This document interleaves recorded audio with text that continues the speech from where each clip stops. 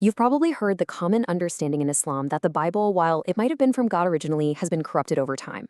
But what if the Quran itself tells a completely different story?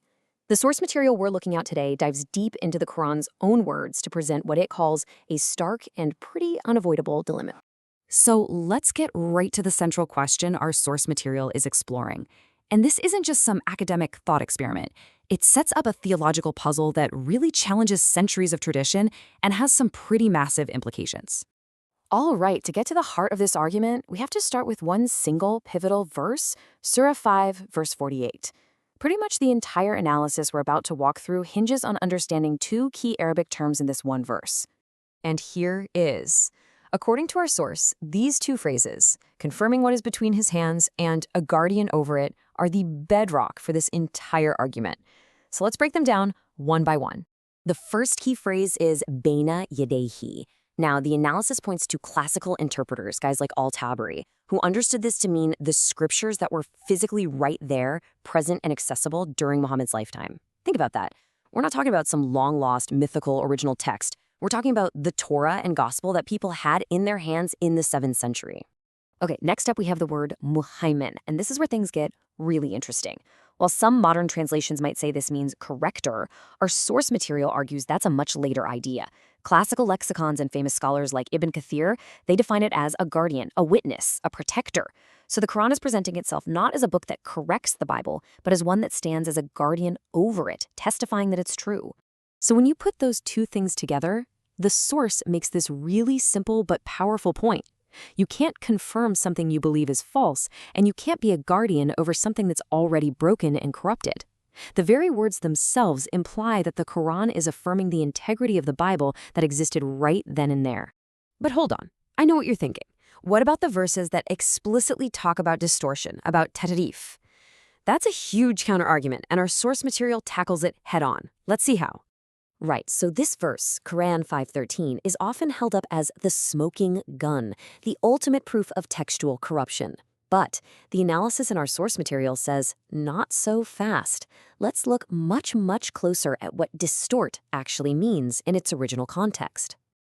And this slide brilliantly illustrates a critical distinction that was made by major classical scholars, like Ibn Taymiyyah. They saw a difference between tahrif al-ma'na, distorting the meaning by misinterpreting it, and tahrif an-nas, physically corrupting the text itself, as in changing the words on the page. The source argues the Quran only ever accuses people of the first one. And in fact, the source really hammers this point home. The Quran's criticism is consistently aimed at the actions of people, not the physical manuscripts. The verses say some of them twist words. That's an act of interpretation, not of rewriting history. The accusation is against the reader, not the scroll. And this distinction, this difference between misinterpreting a text and actually altering it, is what leads us directly to a logical crossroads, what the source presents as an inescapable dilemma. The argument gets even sharper when you see commands like this one, from Surah 5, verse 47. Here, Allah is explicitly commanding the people of the gospel, that's Christians, to judge by the scripture they already have in their possession.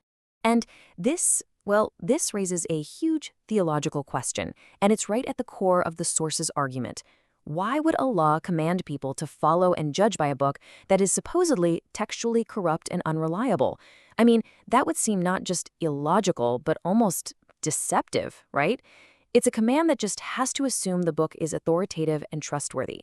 So, this brings us to the dilemma in a nutshell. The source frames the situation with two and only two options. Option A, the Bible was preserved and available in Muhammad's time.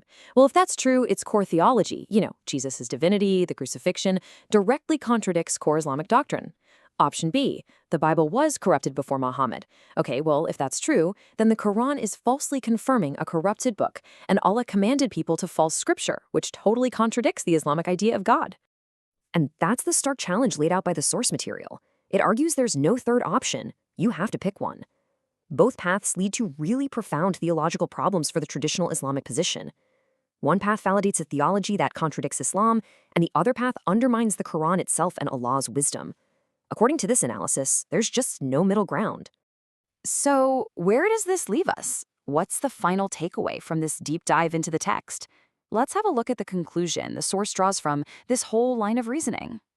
Let's just sum it all up. The argument is that if you read the Quran based on its classical Arabic and how early folks interpreted it, it actually confirms the Bible's integrity. The whole idea of textual corruption, it argues, isn't actually in the Quran. Instead, it was developed centuries later, sort of as a workaround to solve the theological clashes between the two faiths. And this isn't just one isolated interpretation. The source points out that this view, that the Quran itself sees the Bible as authoritative, is actually widely supported by modern academic scholarship, by people who study the text in its original historical context. Ultimately, this whole analysis leaves us with a provocative question that goes way beyond this one debate. It really forces us to ask, how do we separate what a sacred text originally meant from the centuries of tradition and interpretation that have been built on top of it? It's a fascinating challenge about the very dynamic and sometimes very tense relationship between a book, its history, and the faith of its followers.